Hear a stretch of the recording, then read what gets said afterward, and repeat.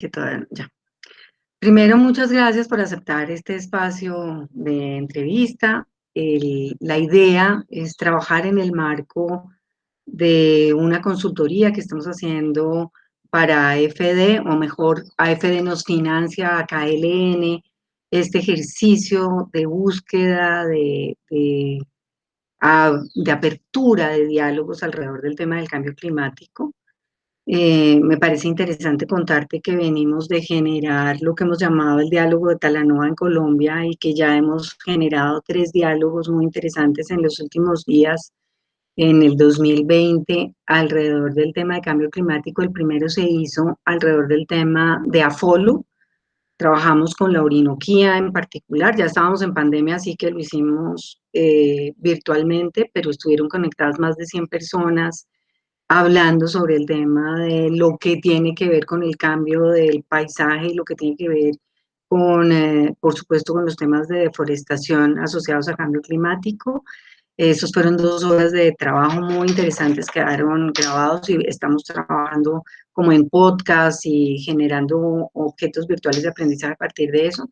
Y luego hicimos con la Embajada de Dinamarca una cosa muy interesante que fue un diálogo binacional en donde trabajamos con empresas colombianas y empresas danesas, lo que tiene que ver con el tema de energía, o sea, cómo manejar toda esta perspectiva energética en las empresas.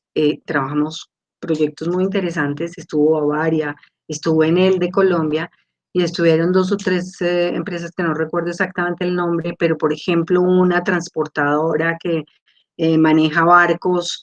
Me pareció fabuloso además ver esta imagen de los vikingos, ¿no? Nueva, atravesando los océanos y trabajando en una perspectiva energética muy interesante.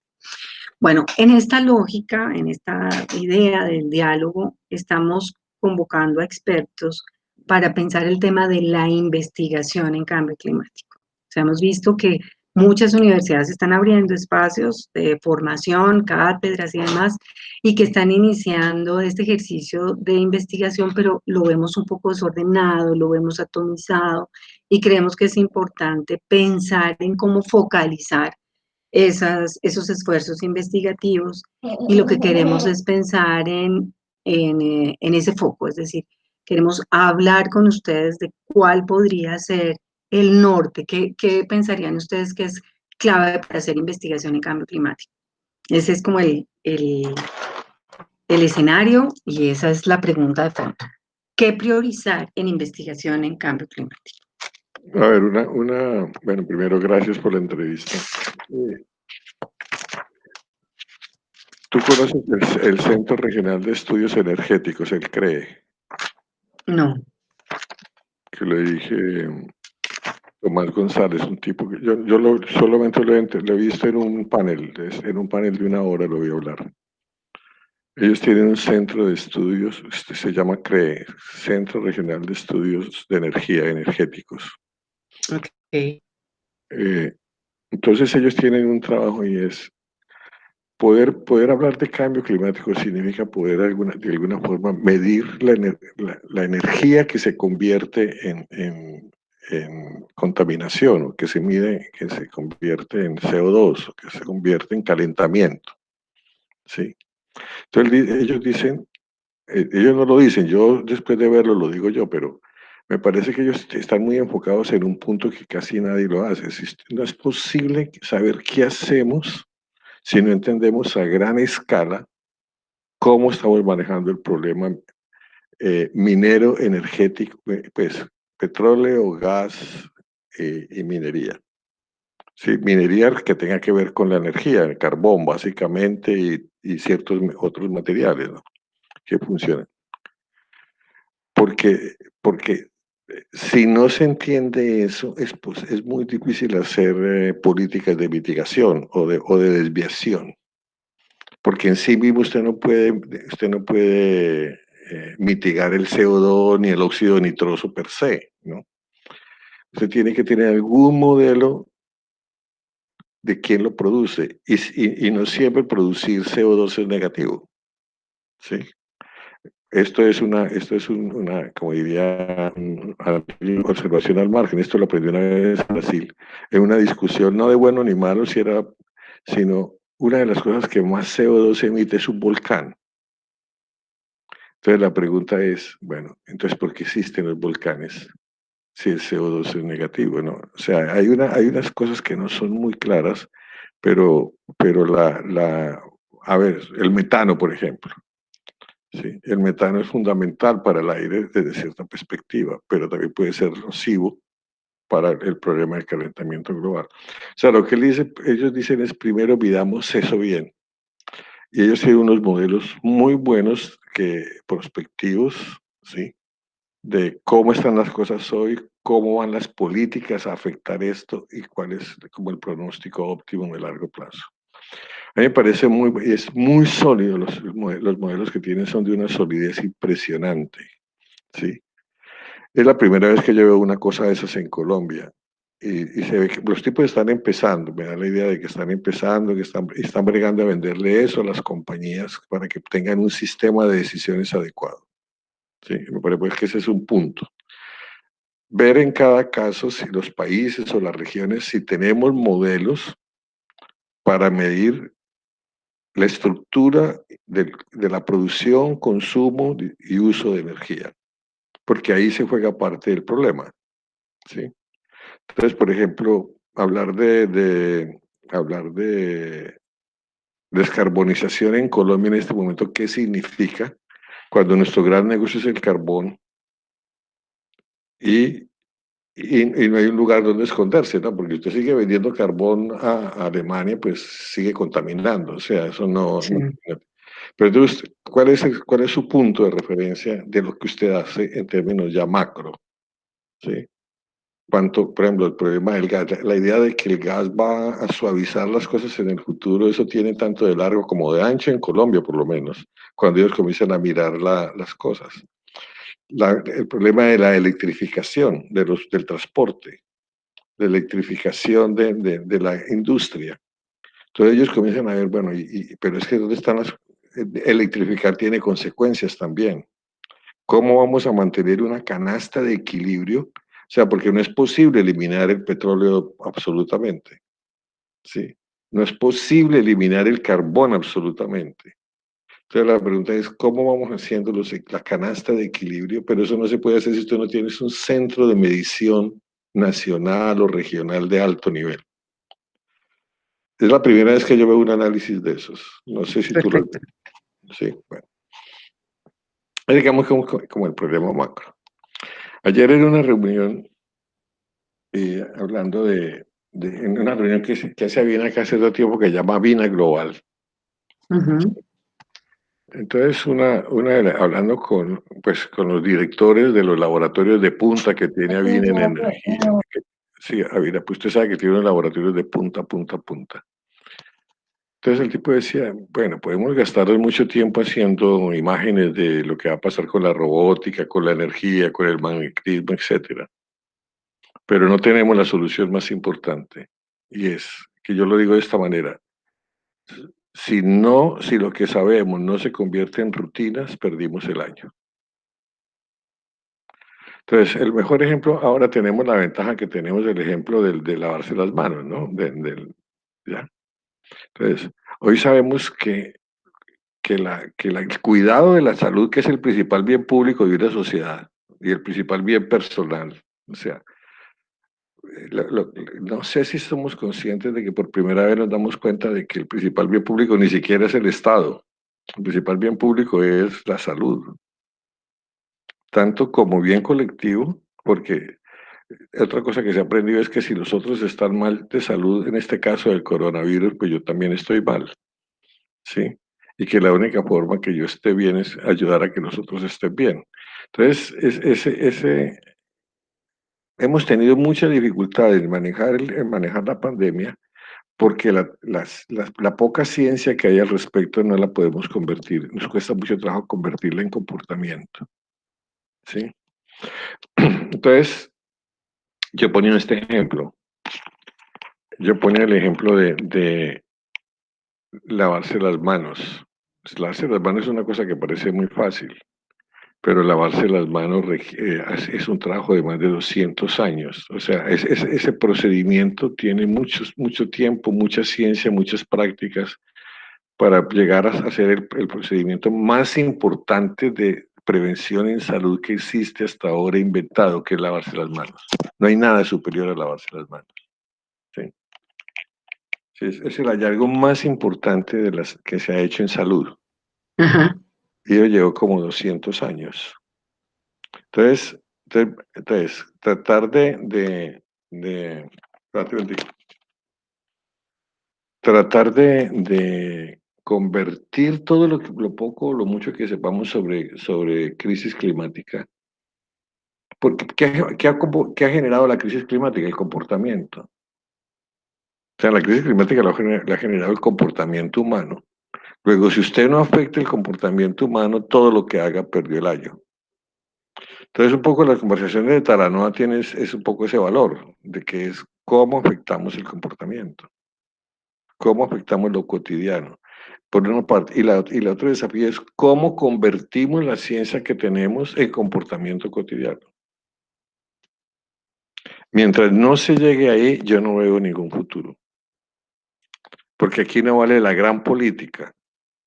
Lo único que vale, sí, ni siquiera vale tener dinero.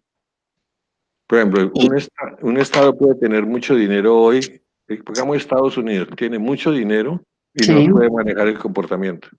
ok. ¿Eso qué es, Bernardo? ¿Eso es investigación social? ¿Eso sería, pensando en esta idea de focalizar las preguntas de investigación, qué preguntas, qué áreas, qué disciplinas o qué Mira, yo siempre, perspectiva esa pregunta me la interdisciplinaria? hacen, en todas partes me hacen la misma pregunta. Y yo siempre respondo de la misma manera. ¿Cuál es la invención tecnológica mejor adaptada, mejor adoptada por la especie humana? De todas las que usted conoce, el teléfono. El teléfono nació junto con otras cosas, pero ¿por qué es tan bien aceptado? Porque usted no tiene que hacer nada para manejar un teléfono porque el teléfono fue diseñado como extensión del cuerpo humano, ¿sí? Por eso en el año 90, cuando comenzó todas estas cuestiones digitales y el chip, todo Negroponte dijo una frase que fue absolutamente profética, y todo terminará en el teléfono. Y hoy todo está en el teléfono. ¿Por qué? Porque el teléfono tiene un diseño totalmente adaptado a la mente humana. Por ejemplo, un computador, usted tiene que aprender cosas que no están en su cuerpo ni en su mente para manejar una máquina, Ok. ¿sí? ¿Ya? Ujú. Manejar un carro. Sí, por ejemplo, un gran paso que se dio con el carro fue el carro automático, ¿sí? Porque se adapta simplemente un poco más a la voluntad humana. Hay menos distancia en el procedimiento. Ok. Por ejemplo, lavarse las manos es tan obvio que no se le ve la importancia, que ese es su defecto. O sea, la gente no alcanza a ver lo contaminante que son las manos, no alcanza a ver la capacidad de transporte de virus o de contaminación que hace las manos. Como no lo alcanza a ver y no alcanza a ver la capacidad del jabón para destruir eso, ¿sí? Que lo subestima. Ujú. Subestima eso muchísimo. Inclusive en los hospitales, antes de entrar a cirugía, hay personas expertas en observar a los médicos lavarse las manos.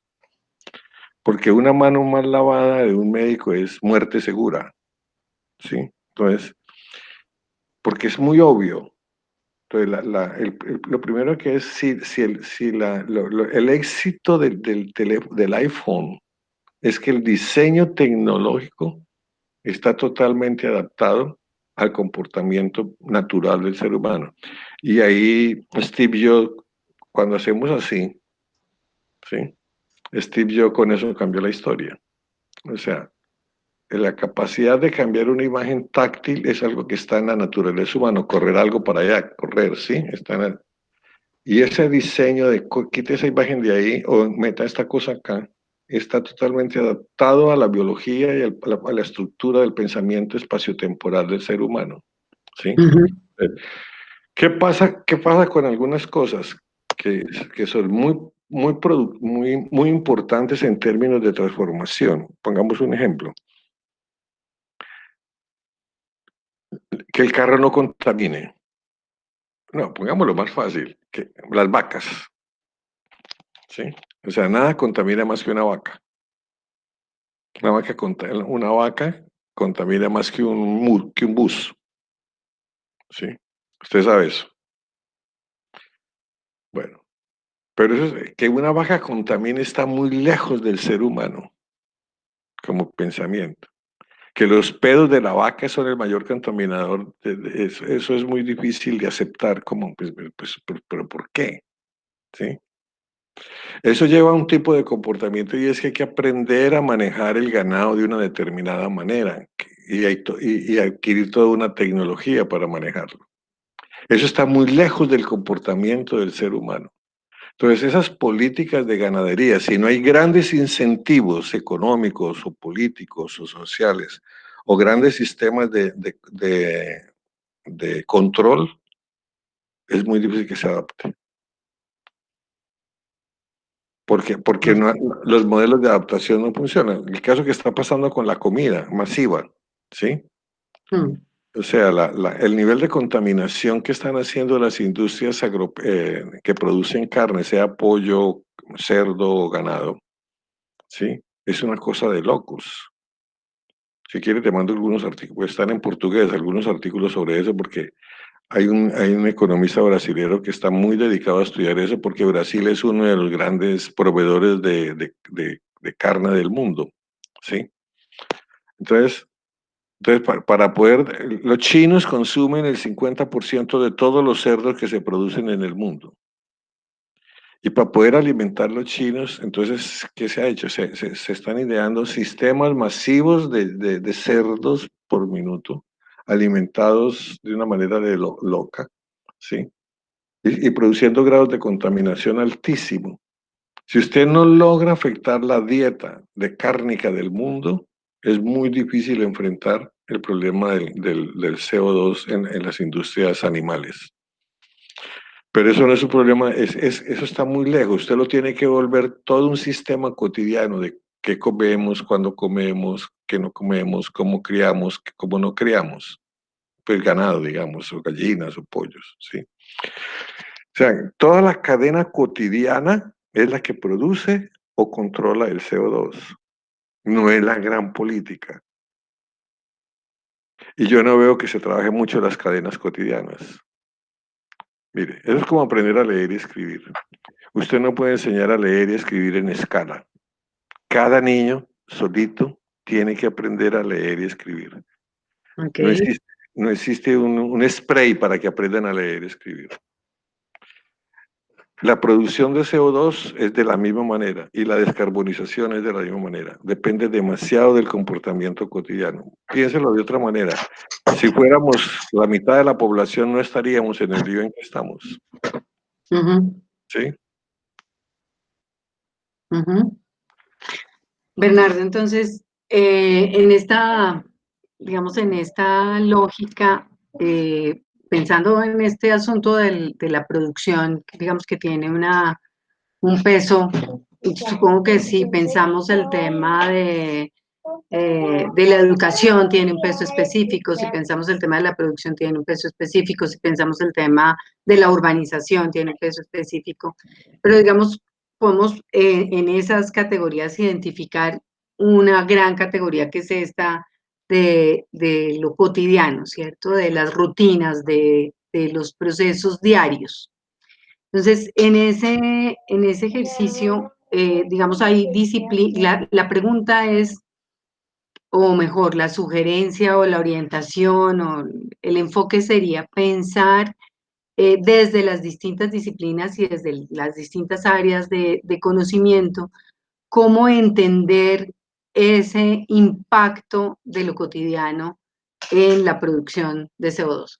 A ver, es que, vamos a ponérselo bien técnicamente. Nosotros estamos muy acostumbrados a resolver los problemas con poder jerárquico, con ejecutivos, supervisores, decisores, políticos, ¿no? Ok. Pero los problemas solamente se solucionan con poder difuso, con el poder de lo cotidiano, ¿sí? Entonces, la discusión que no hay en la crisis climática es la importancia del poder difuso, poniéndolo en términos técnicos, ¿sí? Es tan técnico que muy poca gente sabe qué es el poder difuso. El poder difuso es el poder de lo cotidiano, ¿sí?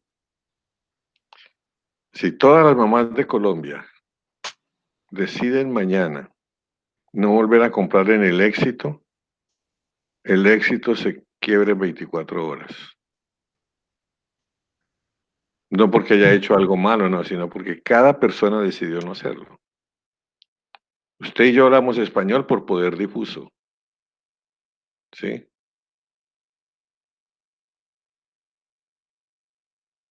En este momento, el control de la pandemia depende básicamente del poder difuso. Que no se llenen los hospitales de enfermos depende del poder difuso. Ujú. Por Que eso no- el valor de la comunicación. sí, en la medida en que la comunicación contribuye a afectar el poder, la actuación, la rutina de comportamiento de la persona. Porque la estructura, o sea, ¿cómo se estructura el poder difuso? En base a las rutinas, ¿sí? O sea, por ejemplo, los que manejan adicciones, que buscan generar cadenas de adicción, lo que buscan es montar una rutina de tal forma que puedan asegurar que venden cocaína, tantos paquetes de cocaína diarios. Entonces generan rutinas en el consumo. Mientras no haya rutinas en el consumo, usted no puede manejar el mercado, usted no puede manejar la política, usted no puede manejar la información. Por eso es tan difícil el fake news de manejar, porque si hay toda una estructura de rutinas para generar noticias falsas, se van a salir todos los días y son inmanejables. A no ser que usted sea capaz de generar rutinas que puedan identificar las noticias falsas. ¿Ya? La realidad solamente ocurre por transacciones rutinarias. ¿Qué le está enseñando a usted la pandemia? Que los estadios no son importantes, que los teatros no son importantes, que los centros comerciales no son importantes, ¿por qué? Porque no hay transacciones. Y no basta que haya 8 días transacciones, se necesita que haya todos los días transacciones de todo tipo para que la realidad social económica exista, ¿sí? Lo mismo, una familia son sus rutinas, los valores de una casa son sus rutinas, ¿sí? Y solamente las rutinas hacen que las cosas ocurran. Entonces, la transformación del comportamiento humano, inclusive la transformación de las decisiones políticas, dependen exactamente del poder difuso.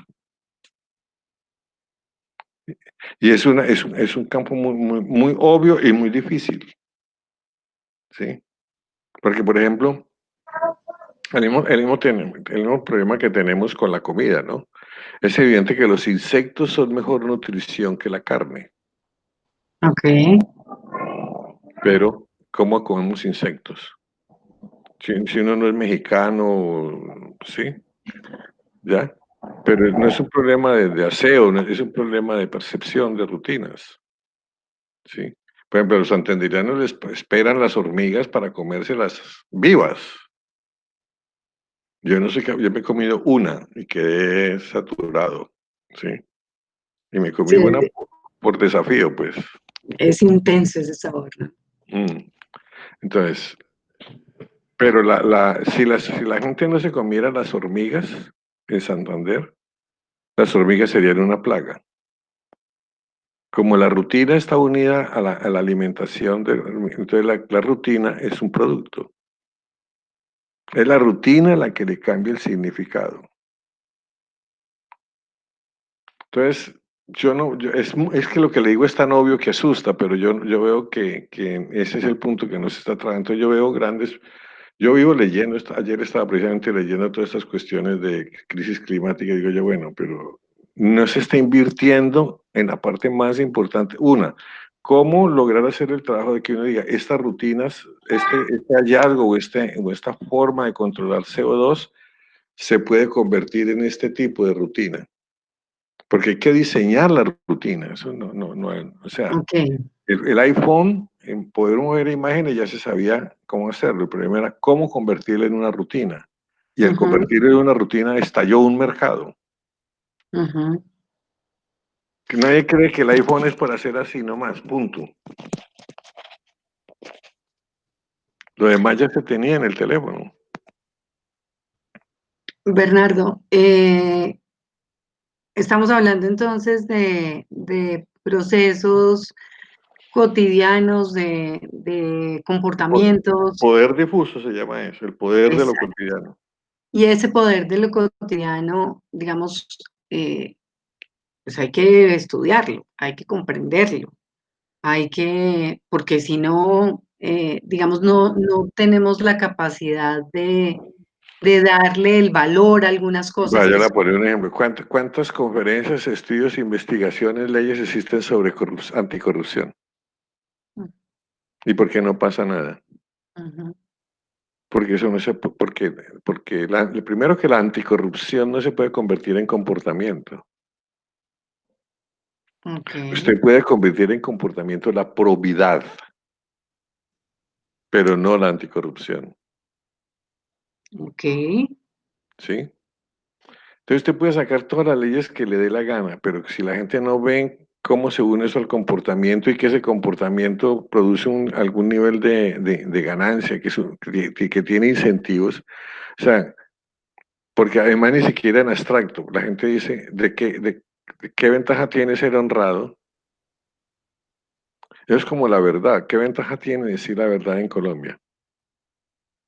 En el estudio que hicimos en Navío, el 66% de las personas consideran que en Colombia decir la verdad es garantizar que lo van a castigar a uno.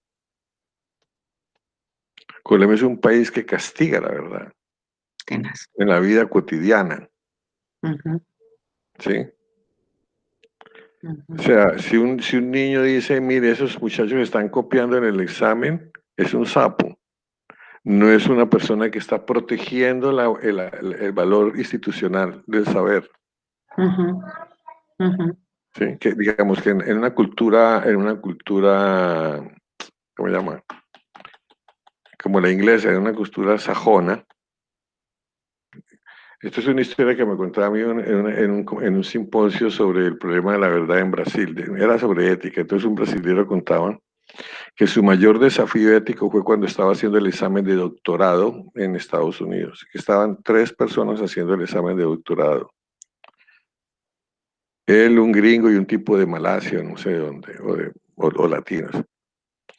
Entonces, que estaban en fila, sí, y de pronto el gringo lo toca aquí atrás y le dice, hola fulano, mire que Sutano está copiando. Llamemos al profesor para Informarle. informarle. Entonces él hizo todas las señas de que no, que tenía, pero él confiesa, dice, en ese momento sentí una crisis ética tremenda. ¿Por qué? Porque en nuestra cultura eso es sapear. Después hablando con él, salimos del examen y me dice, bueno, entonces dentro de una hora vamos a ir donde el decano a contarle que fulano de tal estaba copiando. Y él decía, yo sudaba, y le explicaba que eso es una cultura, entonces él me preguntaba, a ver, pero ¿por qué es malo? Primero, observe, si ese tipo se gradúa y no está preparado, le va a hacer un gran daño a la sociedad. Sí. Segundo, si la universidad lo gradúa habiendo copiado, estamos desprestigiando nuestro propio diploma. Esa es la diferencia en la percepción cotidiana. Que la Ok. percepción es del bien colectivo, de la ética colectiva, frente a no perder el prestigio personal o a no perder una relación individual. Entonces nosotros podemos hablar todo lo que queramos de anticorrupción, pero no tenemos mecanismos para que la gente pueda percibir la ventaja de la probidad frente a la corrupción. Porque lo único que la anticorrupción sabe hacer es vigilar, pero no sabe cómo actuar. Pasa con el tema del cambio climático lo mismo que estaba señalando de que el tema es lejos. O sea, intelectuales, digamos, de otras áreas dicen, pero ese es un problema europeo.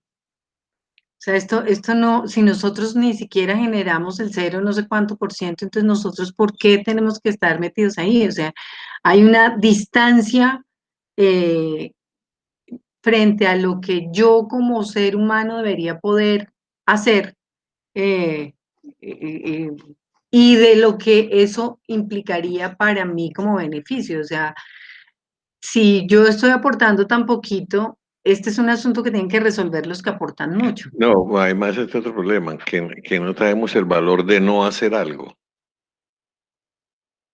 Hay una frase que la aprendí de un político que me cae gordísimo, pero la aprendí de él. Dice, no sé qué estábamos hablando, le dije, pero le dije, es que alguien le dice, ¿por qué no hace esto? Y entonces dice, no, no lo voy a hacer. Dice, pero es que no quiero que nadie se dé cuenta. Entonces dice, si usted no quiere que nadie se dé cuenta, no lo haga. ¿Sí? Entonces, nosotros no sabemos cuánto, bueno, no sabemos cuál es el valor de no hacer algo para que, ¿sí? Por ejemplo, no sabemos cuál es el valor de no talar, ¿sí? No sabemos cuál es el valor de tratar de no echar un papel al río, Sí, sí, porque nunca lo hemos visto como un acto cotidiano. Y curiosamente confundimos, por ejemplo, cuando usted echa las cáscaras de banano a la calle, es contaminación. Si usted las echa al parque, a la mata, a la raíz de la mata, no es contaminación. Por ejemplo, en el campo pobre no hay contaminación, porque los productos simplemente hacen el ciclo de la vida. ujú, La contaminación aparece básicamente cuando aparece el plástico, ¿ya? El plástico es, ujú, digamos, un paso muy alto en la contaminación. Entonces, ¿qué pasa? Crece la contaminación, y no estamos hablando de cambio climático, estamos hablando de contaminación, de sí, sí, problemas ambientales. La, la, es muy difícil para la gente entender la diferencia, el efecto del plástico, porque siempre he visto que nosotros en la cultura campesina vimos el banano, que las frutas se deshacen, que los mosquitos llegan y se comen todo, toda esa cosa, ¿no? Pasar a un producto que se demora más de 300 o 500 años en descomponerse es mentalmente impensable. difícil. Ujú, Es muy difícil, ujú. sí. Pero al mismo tiempo, la única salida positiva es plástico de un solo uso, pero la gente no entiende eso. Mire, yo me demoré en entender eso. Por plástico de un solo uso, plástico de múltiple uso. Eso no es claro. O sea, el plástico que contamina es el plástico de un solo uso, Sí, porque además en este momento no podemos prescindir del plástico. Digamos, el mundo de la cirugía, para poner un ejemplo, o por sea, ejemplo. Ujú, el mundo de la cirugía es imposible que pueda prescindir del plástico. ujú, El mundo de los laboratorios de química de alta densidad y de alto riesgo no pueden prescindir del plástico. ujú. La atención en salud masiva no puede prescindir del plástico. Solo piensa en las jeringas. Claro, Sí, ahora vamos a necesitar por lo menos 14.000 millones de jeringas de plástico. ¿Sí? Usted no puede claro. prescindir. O sea, el problema es cómo controlar el plástico de un solo uso y buscar aumentar el plástico de mucho uso. Ujú, Y eso de bajar. Pero esas son distinciones mentales que la gente no las ve en la cotidianidad. ujú. ¿Sí? Y nadie ve más categoría que la que puede clasificar. Claro. Ese es un punto. O sea, uno solamente ve la realidad que puede clasificar. Entonces, si no cambiamos las clasificaciones para ver la vida cotidiana, las políticas son ni las políticas y las invasiones se van a perder. El asunto entonces sería cómo convertir en rutinas, digamos, lo más difícil es cómo convertir en rutina lo que no O haces. cómo generar incentivos por ejemplo, para los niños, si ustedes, por ejemplo, aquí en la playa a veces llegan los niños bien mirando dónde sueltan una lata de cerveza o una lata de Coca-Cola, porque hay un incentivo. Les dan 10 o 20 centavos por cada lata. ¿Ok? ¿Sí? ¿Sí? Entonces los niños dejan la playa limpia de latas, Pues ahorita no, pero antes, o sea, ahí todos son peleando. Ya va a acabar la cerveza, señor, ya va a acabar la Coca-Cola. Porque hay un incentivo muy fuerte. Entonces, el incentivo genera la rutina, que es otra forma de hacerlo, ¿no? Ujú. Entonces, esa parte, esa ciencia que es software, ¿sí? Todo el comportamiento es un problema de software. Sí, El software me refiero a que la única forma de lograrlo es aquí, ¿sí? Entonces, yo no la veo muy desarrollada. Está la gran política, la gran inversión, sí, el Green Climate Fund, toda esta cosa. mm, Porque es muy obvio, si usted le cambia el motor a 10.000 buses, tiene un impacto inmediato. sí. Pero eso ¿Y es eso solo dónde está? Educación, comunicación, sociología, antropología. en antropología y en educación, obvio. O sea, y uno de los líos de nosotros es que nosotros no tenemos educación. La escuela tiene unas rutinas, pero la educación no enseña a construir rutinas. Ok. Digamos, estoy leyéndome ahora, porque tengo que ayudar el lanzamiento de un libro de finlandés que se llama Finlandia, el aprendizaje extraordinario en Finlandia. Y ellos Ujú. todos están entrando en cómo generar rutinas de sociabilidad, de innovación, de empatía, Ok. ¿sí? Y de pensamiento eh, colectivo, de procesos colaborativos, de aprender a construir soluciones colaborativas, que ese es el mejor mecanismo para cambiar comportamiento, soluciones de carácter colaborativo. O Sí. sea, Pensar más allá del individuo, irnos a sí, la entre tribu, a la nosotros, por lo menos, especie. porque la niña se acostumbra, ¿qué vamos a hacer entre los 10 o entre los 6? Entonces Ujú. comienza a construir modos de actuación colectiva. Fabuloso. Mm.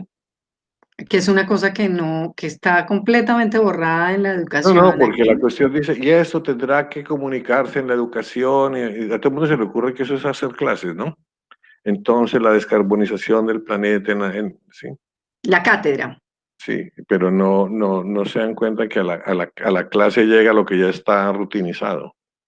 Por eso esa idea del climatón que se hizo con la Cámara de Comercio es tan interesante, es poner a los jóvenes a pensar en conjunto en soluciones. Sí, Pero eso no debería ser un evento, sino debería ser parte de la formación en cambio climático.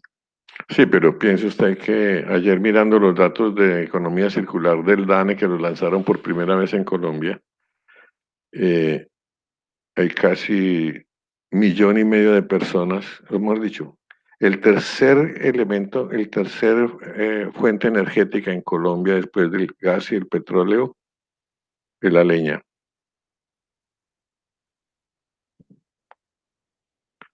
No, perdón, se consume más leña que gas.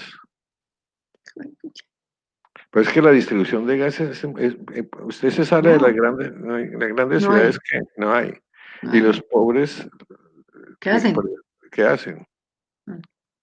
¿Sí? Pero es un dato demasiado loco. No, busque los datos del consumo de leña en el mundo. Es en un estudio que hizo una vez National Geographic que titula así: ¿cuál es el mayor fuente de combustible del mundo? La leña. Increíble, increíble, increíble. Entonces, mientras eso sea así, estamos fritos. Mm. Ahora, volvemos al por qué talamos, porque no sabemos el costo no somos capaces de evaluar. Bueno, en general en la vida es muy difícil evaluar cómo no hacer las cosas, ¿no? El costo de la ventaja de no hacerlas. Claro, además pensar en rutinas para no hacer. O sea, Mm. ese es es compleja. Ese es el valor del dolor en el cuerpo. Ok. El valor en el cuerpo es una señal, no lo haga. ¿Sí? O del miedo. Mm. Entonces, la biología lo tiene, pero la capacidad por ejemplo, ahora hay muchas cosas con las luces que tienen las cuestiones, no toque eso, está caliente, está frío, ya está la olla, ya puede retirarlo. Son tecnologías que la gente no sabe lo importantes que son cuando se llevan a gran escala. Sí, por ejemplo, aprender a usar lavaplatos, máquinas de lavar platos. Yo creo que ese debe ser el utensilio más vendido en estos días. Sí, pero una ventaja, o sea, depende de la energía, porque agua gasta muy poquita, o sea, Ok, es increíble la cantidad de agua que gasta una lavadora de platos, es un chiste, ¿sí? Más la energía. Y si usted se pone, o sea, las lavadoras de plato en el mundo, yo creo que van a terminar siendo regaladas, porque son una fuente de economizar, aunque usa agua caliente, ¿no? De economía de energía tremenda. Además, es un agua que es gris. O sea, usted la puede rápidamente hacer con un procedimiento de reuso. ¿Ya? sí, Entonces, ese tipo de cosas son bueno, a la larga las industrias la van a hacer, ¿no? Pero mucho de esto va a ser, el lío es que no tenemos tiempo. Claro, el lío es que no hay tiempo. Entonces, si las cosas no se hacen muy rápido, no podemos esperar a que la tecnología, cuando se meta al entorno en una generación, va a cambiar el comportamiento, porque lo cambia, sí. ¿sí? Pero hay que esperar 20 o 30 años, Y no tenemos ese y tiempo. ese tiempo no existe. No lo tenemos. Entonces, observe que le hablaba de los extremos, de la medición total de la energía en un lado, ¿sí? Sí, Y de sí, la cotidianidad. Es que es donde yo creo que están los problemas. En el resto yo creo que está más o menos claro el problema. listo. Ahora, ya el gran lío, lo otro son las creencias, ¿no? Eso es otra discusión. Si o Ujú. sea, los negacionistas, pero no hay nada que hacer, Ah, sí. ¿sí? Pero digamos que existen, están, Ahora, pero, de todas pero hay formas, cada vez mira, más información, ¿no? respecto al comportamiento, yo hace poco tenía una reunión que no estábamos hablando de costumbres ancestrales y yo les decía, vea, lo más probable es que los antropólogos se tienen que centrar en ver los comportamientos ancestrales de las comunidades indígenas, sobre todo en la parte amazónica y en la parte asiática, ¿sí? Si nosotros viviéramos con el comportamiento de una tribu amazónica que tiene buena salud, ingresos, etcétera, necesitaríamos por ahí un tercio del planeta. Si viviéramos con el modelo hindú, sí, digamos, aún como está hoy, sería medio planeta. Entonces, la pregunta es, volviendo a esta misma discusión en que estamos ahora, cuando esto se vuelve comportamiento social masivo, tenemos que llegar a entender los comportamientos sociales masivos que permiten la sostenibilidad del planeta. Y desde eso vamos a tener que aprender mucho de las comunidades ancestrales que no Ok, las hemos estudiado desde esa perspectiva. ok, clave.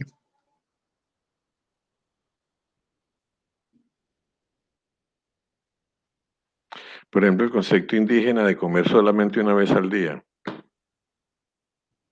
o el concepto hindú de ayunar una vez a la semana, que también está asociado al concepto del Ramadán, ¿no? Ujú. Entonces, la cultura de ayunar, por ejemplo, una vez a la semana, imagínense la disminución de consumo de energía de 7.000 millones de personas que nos acostumbráramos a no comer una vez a la semana. En cambio, esta lógica que están metiendo ahora con el cuento del metabolismo, que hay que comer todo el tiempo. Bueno, pues esa es parte de las preguntas el lío es que esos temas no están en las reuniones mundiales de las COP, ¿no?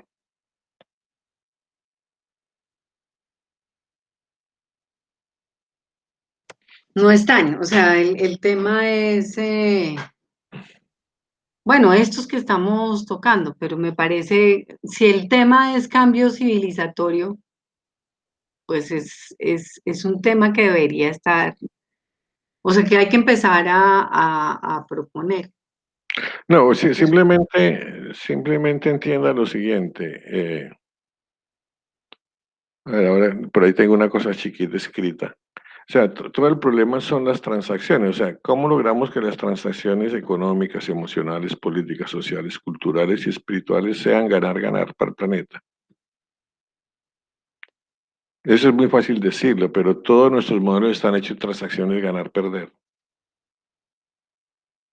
O sea, la contaminación viene de una lógica de ganar-perder, que es la lógica de acumulación.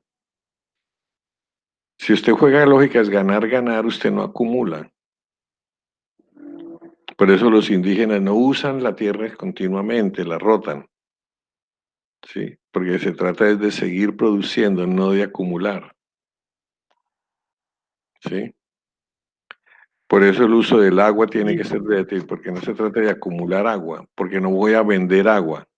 Por ejemplo, el problema del agua en el futuro va a ser un lío de la Madonna, porque llega un momento en que el agua no se puede vender, tiene que se pueda usar, ¿sí? Entonces, si no afectamos desde ya esas preconcepciones, lo que pasa es que eso es muy antropológico, como lo sabemos, o sea, es muy epistemológico, usted lo quiere, es mucho más grave, porque es como la gente construye la realidad, ¿sí? Entonces, por ejemplo, un indígena, porque pues cuida el agua porque el agua corre, pero un ganadero la desvía, porque la acumula. Una ventaja que tiene la selva amazónica es que siempre produce, no tiene ciclos, ¿sí? Entonces acumular no tiene sentido. Entonces el concepto de acumulación siempre genera contaminación. Entonces, por eso también la importancia de la discusión de la economía circular, porque la economía circular tiene que llegar al momento en que acumular no tiene sentido.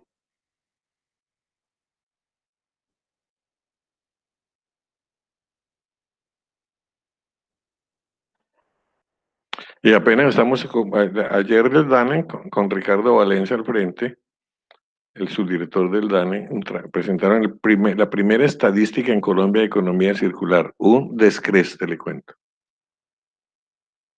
Entonces ahí usted ve, así un esfuerzo Ricardo para mí es el que más sabe de eso. Él trabajó en Avina. Mejor dicho, se salió de Avina para irse para allá. Eh, ya está publicado los datos, pero no son tan importantes los datos. Lo que es importante, entre DANE y busque economía circular, ahí sale. Lo importante son las categorías que han generado, ¿sí?